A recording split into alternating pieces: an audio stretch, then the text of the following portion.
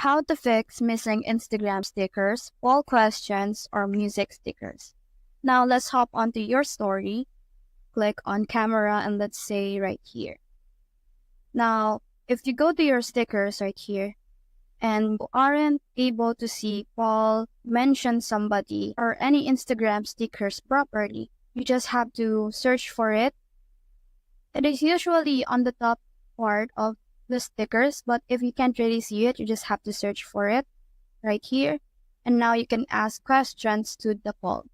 However, if that doesn't work for you, all you have to do is to go back, go to your profile icon. And if you have a professional account, you must make this a personal account because usually on professional or business account, some poll questions, music stickers, and Instagram stickers in general aren't allowed for that type of account to utilize.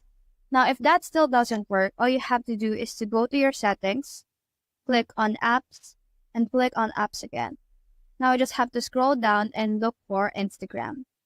Once you're on your Instagram, click on storage and tap on clear cache. This will enable Instagram to restart its course of program.